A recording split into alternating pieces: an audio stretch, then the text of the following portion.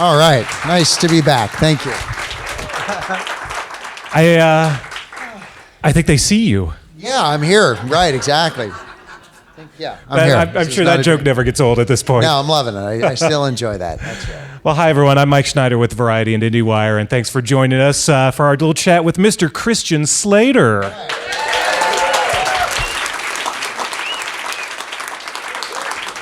So they just saw the amazing episode with the parody at the start, the TGIF wackiness, right, and the cameo by Alf. I mean, that was pretty. Alf. I know.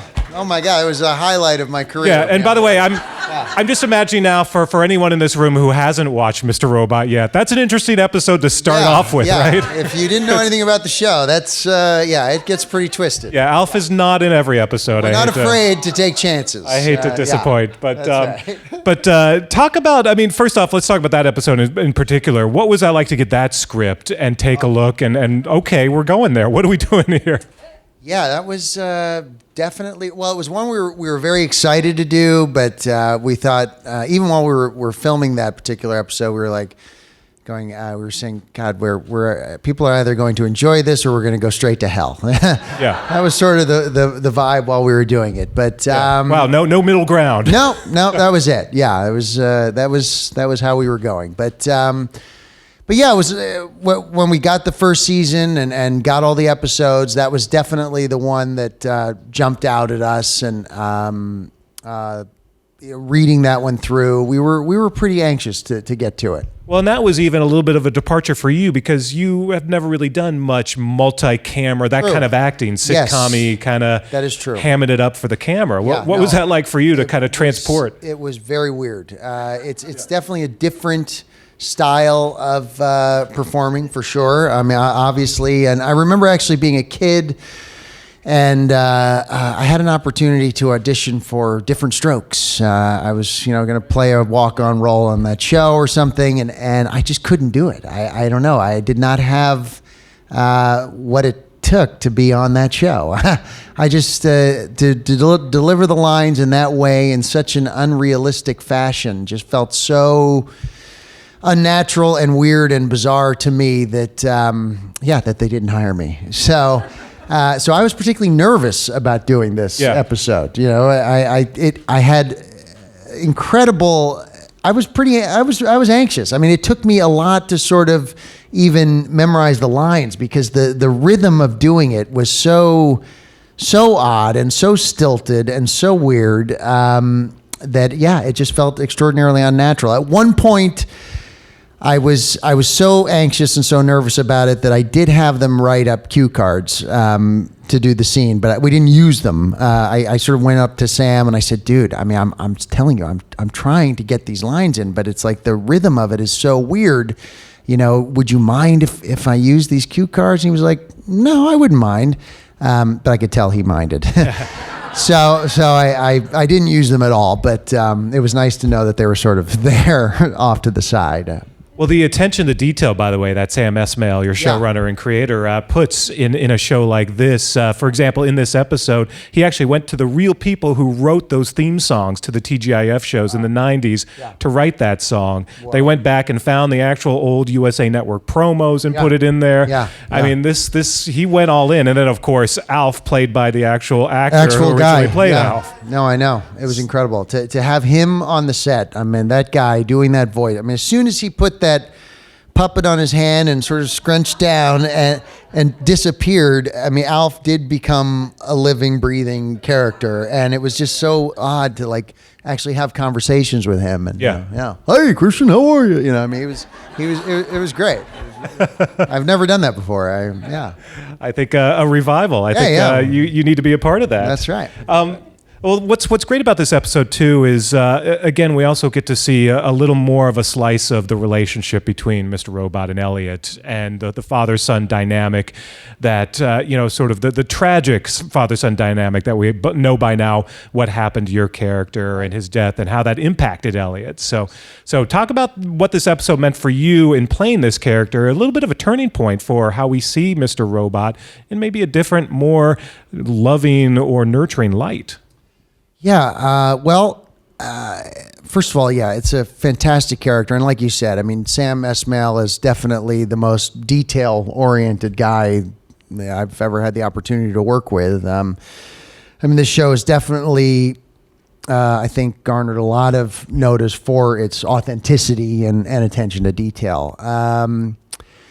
But yeah, I mean, the thing about that scene and, creating that scene at the end with me and young Elliot obviously was very important for me, and I really wanted to get that right. And Sam and I actually talked about that scene a lot. Sort of tweaked a couple of things because in the initial writing of that scene, there was a little too much self-awareness, I think, for Edward, my character, Mr. Alderson. So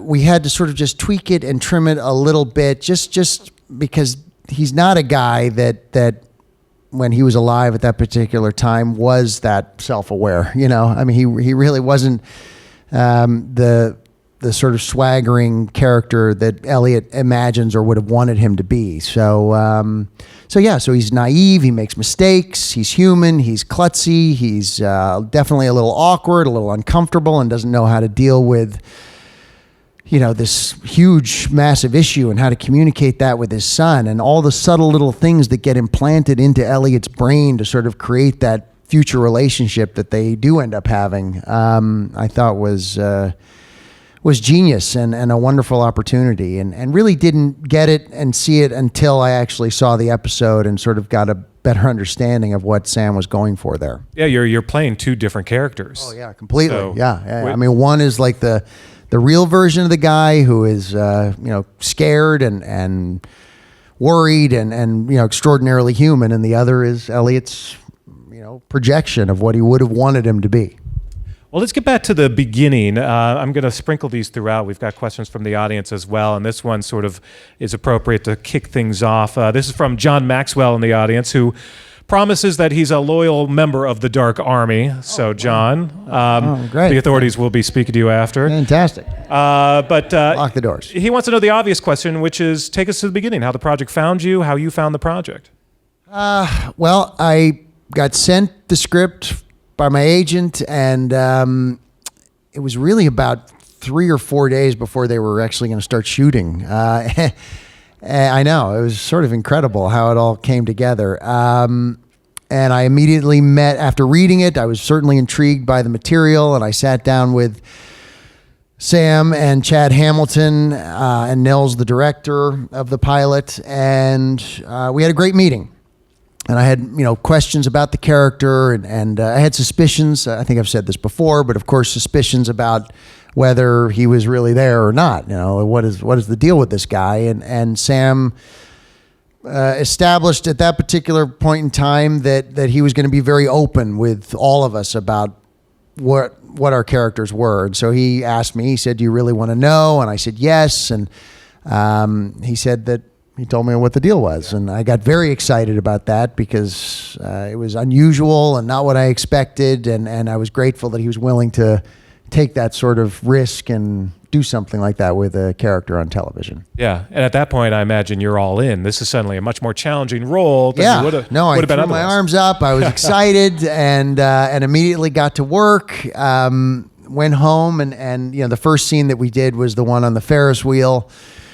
With me and Elliot. I don't know how many people have seen it, but it was a good, 8-page scene, and it was just an opportunity for Rami and I to get to know each other, and shooting at Coney Island was incredible, and being on a Ferris wheel for 8 hours while we shot that scene was, it was a great way to sort of establish a nice foundation for the two of us, and build from there. Yeah, and I notice everyone wants to take you on Ferris wheels now. I've read profiles where it's all has to be on a Ferris wheel. That's right. We did the GQ article with a wonderful journalist, and we did it at that Ferris wheel. That's right. Yeah, took her on a date there. It was great. What early on, obviously, when it was a complete secret, when actually the whole marketing campaign for the show was "Who is Mr. Robot?" Right, and there were a lot of mystery surrounding what this character was, who this character was, and at first maybe people didn't notice. I mean, I know it took me a while to realize that people weren't really directly addressing him. That there are ways that he could have been there, but not really been there. Right. How do you act like that? How do you what's the process in sort of making sure that you're sort of almost doing your own thing separate from everyone else in the room?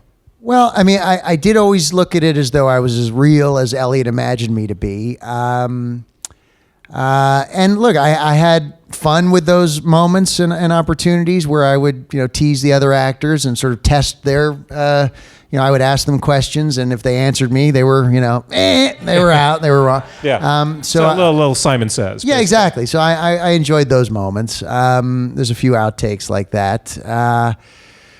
But yeah, no, it was something that Sam, again, being the detail-oriented guy that he is, was extraordinarily particular about, and really wanted to walk a fine line and sort of keep a balance. And I had to be careful about things I would say and do and actions I would take. And he was extraordinarily very conscious about it. But I think he also wanted the audience to be in on it a little bit before even Elliot was. So it was a bit of a mystery, but he did sort of want people to get it.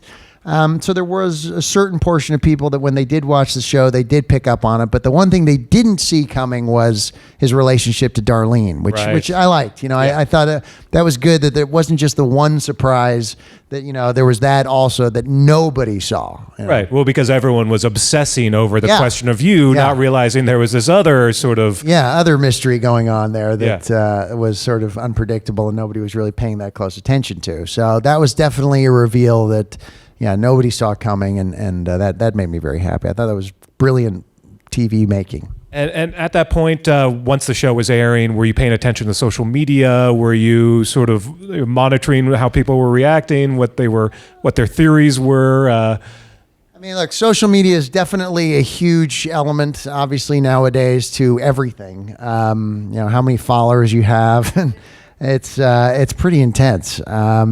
But it's not really something that I have paid attention to. I know Sam does pay attention to Reddit and all those different theories and I mean, there's so many platforms now for people to put their ideas out there and thoughts, and some people sometimes get it. I mean, there's so many people paying attention and coming up with theories and ideas that it's frustrating sometimes when some hacker gets it. It's like, oh, damn you. A little irony attached to that. it. It's all irony. Yeah. We got another question here from... A lot of irony with this show. I mean, it was fascinating that, a show that USA, was willing to do a show about taking down a huge conglomerate when they are a huge conglomerate. I mean, it's... the thing is riddled with irony. Well, what's funny too is there's frequent mentions to the actual conglomerate too. If you could see some of the Easter eggs, a lot of Comcast references and NBC Universal. They even mentioned Burn Notice, right? In one of the episodes, they were like, "This is not an episode of Burn Notice." That was a good line. Yeah, a lot of meta stuff going on. Eric Floyd writes, to what extent did you collaborate with Rami on creating a character that is a figment of his character's imagination? Was it difficult playing such a character? What was sort of the early maybe workshopping that you and Rami did? Well, again, I did come on board rather quickly. And, I think it was just... I mean, my initial goal was to get as prepared in the short amount of time that I had and really... impressed them all with my extensive computer knowledge. So there was a lot of, different technical terms in that scene that I had to do on the Ferris wheel, and I Googled and Wikipedia'd all the terminology and wanted to be as updated with it as I possibly could so that when I came in, I could really knock their socks off. Yeah. You told them some stories about how to create a pirate radio station. Oh, well, of course. Yeah. We went back into that vault. But then as soon as we came to shooting that scene, the the technical knowledge and all of that stuff that I worked on was obsolete. By the time we came to shooting the scene, it was within like 3 days. I mean, it was all obsolete and needed to be updated, and so that was challenging. But I think the thing that was great with Rami is just that I loved him at first sight. I mean, we got along extraordinarily well. Again, doing that scene together at Coney Island on the Ferris wheel was a great way to sort of build a great foundation between the two of us, and we got a sense of the types of actors that we were and our levels of preparation. And he's definitely one of the most committed, professional, deeply invested actors that I've gotten to work with, and we're very similar in that way. It's like once we get involved in something, we are tunnel vision, completely 100% committed to it. And so I think we saw that in each other. So we had a lot in common from day one. Yeah. So we were able to sort of build from there. And he couldn't be more different from his character. He couldn't be more different from Elliot. Yeah, no, he's definitely, he's not nearly as weird or odd or quirky. I mean, he's quirky, but it's charming. Yeah, I mean, even Elliot is, quirky and charming. I love him too. Yeah. Talk about season 2 real quick, because it obviously was very different from season 1. Obviously, season 1 was sort of the build up to the hack and sort of taking down of Evil Corp. Season 2 was the sort of the ramifications, and obviously didn't turn out quite as planned. And you start to see what that means to the different characters and how they react and sort of the places that they go, and it was sort of fascinating to see each character reacted differently. Right. I mean, it was definitely a different tone. There were obviously a lot of repercussions. So there was, Sam said from the get-go that it was certainly going to be a darker season, which it was. I mean, it definitely went into some very, very dark places between me and Elliot. I mean, I'm shooting him in the head over and over and over again. I mean, so reading this stuff was just like, oof, man, no, it was a tough journey. But one of the things I really appreciated, particularly about Sam, was his acknowledgement of the fact that it is an ensemble show. I mean, so there were characters in season 1 that we didn't really know that much about. So for him to have put so much emphasis on Angela and Darlene and Grace Gummer, I mean, her character Dom. I mean, I just thought that was fantastic. I mean, he really went into each and every one of their characters, and you got to discover new people. So, it'll be interesting to see where he goes in season 3 with that. Yeah, and honestly, you said darker, but also there's a lot more fun, dark humor in, Craig Robinson and Joey Badass, especially. Yeah. Oh, yeah, definitely. I mean, Joey Badass and Craig, and I just worked with Craig over the summer. I did, he and I did at the Hollywood Bowl for like 3 nights. We did Spam-A-Lot, and oh man, you should have seen it. It was great. It was fun. I had the greatest time with him, and he played the king, and I was Sir Galahad, and it was utterly ridiculous. I mean, it really was. Did you see it? Oh, all right. She gave a thumbs up, so that's good. Always risky to bring that stuff up, but I'm glad. Yeah. I had so much fun doing that. I hadn't done a musical or anything like that in a long time, and so it was nerve-wracking. But to do it at the Hollywood Bowl and every night was a remarkable experience. It was great. I'm glad you enjoyed it. Yeah, you're making some interesting choices these days, because another fun thing. So some fun stuff you're doing. Because another thing that I got to see you do recently at Comic-Con was when you did the live read for Archer, where you contribute a voice.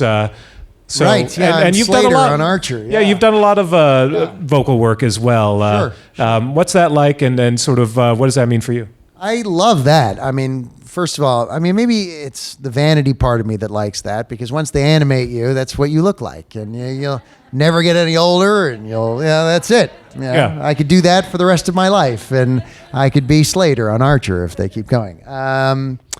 But I love that. I mean, look, my wife and I started to get into that show, and the truth of the matter is that I reached out to them. I said, I wrote a note to Adam Reed just saying I was a huge fan, and that I had just purchased a Dodge Charger as a result of watching Archer. Yeah. And he was fortunately charmed by that. Yeah. And I just said, if there's ever anything I can do, bring you coffee, whatever it is you want, I will. I would love to contribute in some way to the show. So they've been Matt Thompson and Adam Reed have been phenomenal in regards You were to that. a great sport at that live event because those guys go nuts. Oh man, no, to try and keep that on track. I mean, it was like herding cats. I mean, they are H. John Benjamin, the whole cast. I mean, they're all insane. So it was certainly, yeah, it's a different experience. Maybe because they've been doing it for 6 or 7 seasons, they're just, or maybe that's just how they are. But to be what was I? I was like the narrator of that. That's what I was doing, and to sort of keep that on track was extraordinarily challenging. Yeah, to get them to focus. Oh my God, they're out of control. But they also don't see each other. I mean, they record their own moments. That's how I do it too. I'm in a sound booth by myself. So I think when they all get together at a Comic-Con event thing like that and, start sharing. Have a few beverages.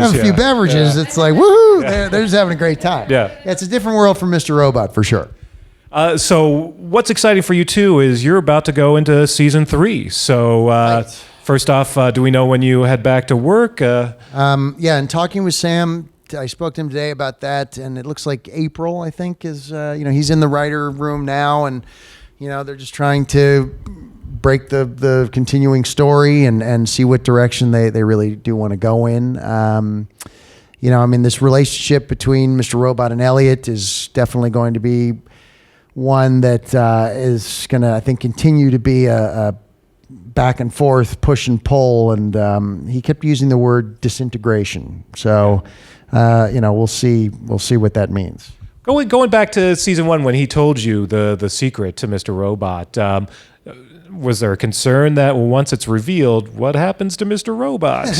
There certainly. I mean, it was something that I was a little concerned about because I was enjoying playing the part so much that it definitely would have been a bummer if that had been it. But we also didn't have the benefit of doing what he did in season 2, where they had written all the episodes so we could see everything. Yeah. I mean, when we started season 2, we were handed a phone book size script and, it just went on from there. But in season 1, we were just getting a script a week.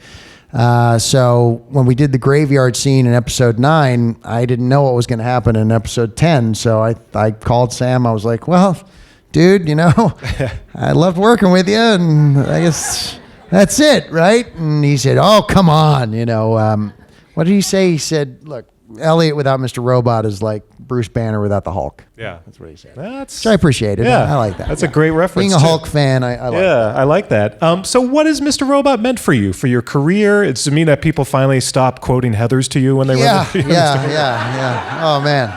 Yeah, it's definitely nice to have something a little bit more current. There's no doubt about it. Yeah, because I walk down the street in New York, and for years it's always been like, "Hey, Clarence," a lot of people like True Romance, but Yeah. okay, yeah. Oh, hey, Fred, There we go. This is Fred. How's it going, man? What has the show meant for you? No, it's been a remarkable, wonderful, phenomenal experience. Yeah, I've certainly, had a few shots in the television arena. We've worked together on things, and I've loved every experience that I've had with television, and each time it is a gamble. You don't know. Each time you sign on to do anything, I mean, it's always kind of a leap of faith, and you don't really know what direction things are going to go, but and how audiences are going to respond to it. But the fact that people have responded to this show in this way has been joyous. Starting from, I think the first time we screened it was at the South by Southwest Film Festival, and it won the audience award there. And even then, like before we screened it, I was like, look, I mean, I don't know if people are going to get this. I mean, who knows? But they did, and the audience really appreciated it. And I started to think, but you're always like cautiously optimistic. I try not to set myself up for expectations or resentments in the making. So I just sort of try and hone those as much as possible. Yeah. Rein them in, not hone them, but rein them in. Yeah. Right. No, there have been a couple of good ones that got away. I mean, Breaking In obviously had. Yeah, a huge I had dinner fan with base. Adam Goldberg 2 nights ago, and I'm so happy for him and the Goldbergs. I mean, look, that's a huge success, and he's done phenomenally well with that. And I love him as a person, and he's just a really good guy. And so the nice thing about the experiences that I've had is the people that I've gotten to meet along the way. I mean, Megan Mullally, I love her, and so there's always been something that has come out of those experiences that I have either learned from. I mean, look, particularly the greatest thing that has come out of those experiences, is each time something didn't go the way that I wanted it to go, when something does go in a way that you sort of imagine and fantasize about, you're even that much more grateful. Yeah. Yeah. Very cool. Okay, sure. Go for it. Testify. We got a question from Orlando, who's got a question. He's very formal for Mr. Christian Slater. Briefly, how did you approach a character as a younger performer, say when you played JD and Heathers, versus how you approach characters now? I guess how you've evolved, obviously, as an actor. Very interesting. Well, I think I was clearly influenced by a lot of other performers that I had seen, clearly. I mean, there's no question. I remember the first time I saw Easy Rider. I was probably 15 years old, and I was working on a movie of the week in Alabama, and an actor said, "Hey, did you ever see this movie Easy Rider?" And I said, "No." And he gave me a VHS tape of it, and I put it in the trailer. We had a little downtime, and I watched it, and I just saw this freaking performance that was just incredible. I was like, who the hell? I'd never even seen Jack Nicholson before, and I was like, immediately, just attracted to everything this guy was doing. So then I started to watch all of his work, and I had another actor friend named Dan Lauria, who was sort of a film aficionado. He was the dad on the Wonder Years, and he was sort of my surrogate father as I was growing up in New York. And he was somebody that introduced me to a lot of wonderful performers and a lot of wonderful movies. One in particular that stood out for me was Ned Beatty in Network. Just that particular scene in Network. Ned Beatty's performance in that was just so remarkable and extraordinary. So every time I would get involved with the project, I would give the script to my buddy Dan Lauria, and he would point me in the direction of other performers. It's like when I did Untamed Heart. Dan Lauria said I should watch Peter Sellers and Being There. And it was just a great tool to have somebody like that would sort of share that information, and I could see how just sort of collect ideas from other actors. So I guess that's what you do. In the beginning, you sort of imitate a little bit, you adapt, you incorporate, and then you customize and you make it your own. Good Holy advice. Shit. I hope you guys are paying for this. This is. Oh yeah, it's like Tony Robbins. Carmen has a variation on that. Actually, she asks, "What do you know about acting now that you wish you knew when you began?" Now, I think that it's something that I know now for sure is that it is definitely a gift and an opportunity, and something that I am. I said it a lot in that GQ article. She even counted how many times I said it, but I'm grateful. I'm very grateful. And I think, when I was younger, you take it for granted a little bit. You don't really understand the benefit of it and the opportunity. And I think maybe there is sort of a judgment around acting. You don't really think maybe it's a real job, and you can kind of start to judge yourself about it and not think you're doing something that's worth anything. But when I was about 30, 32, 33, I started to question all these things, and I'd been doing it for so long and started so young, and so a lot of it was based on instinct and just really having fun, which it still is. But I signed up and worked with this acting coach, Larry Moss, and that was the best thing I think I could have done for myself. Just sort of feeling so lost in this world and confused and not really getting sort of what the point of it all is. Going into that class and doing scenes and taking it seriously, understanding and appreciating and respecting the work and effort that a writer takes, to put those words to paper and really create those characters. It's a great honor and opportunity to, step into the shoes of another person. I mean, that's a phenomenal thing to get the opportunity to do. So now I think I have a greater appreciation and understanding and respect for it. Also, it sounds like just being willing to still learn, to realize that you never stop learning. Right, never stop learning. That's right. Always be open for that. Yep. A question from Jake Miller, who wants to know, what do you do to prepare for a role, and what are some of the challenges you faced with this particular role in prepping for it? Again, it sounds like you didn't have much time to prep. Yeah, no, it was just a lot of let's get it going and just dive right into this thing, which on the one hand is great. I mean, I love opportunities like that. But for other things, I've certainly, you mentioned Pump Up the Volume. I mean, there was definitely an extensive amount of work for me to do on that particular project. And what I loved in that particular experience was I was given like a considerable amount of rehearsal time before we went in there and started to shoot. So rehearsal time is definitely something I enjoy. And I'm not I don't love to do like a ton of takes. I like to just sort of, show up as prepared as I can possibly be, and I don't like to waste a lot of people's time. Yeah. Still waiting for the Pump Up the Volume sequel, by the way. Oh, wow. Well, I think they're doing a musical.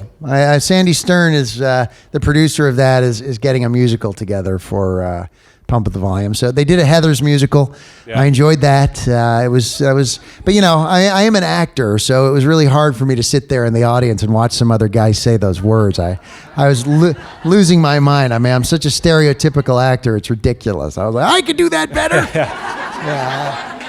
They're doing a Heathers TV show now, too. Yeah. Is it Lakeshore's producing that, I think, or something? Yeah, I believe so. But yeah, everything comes back. No, I know. It's all, it's a cyclical deal. It's really pretty wild. Yeah.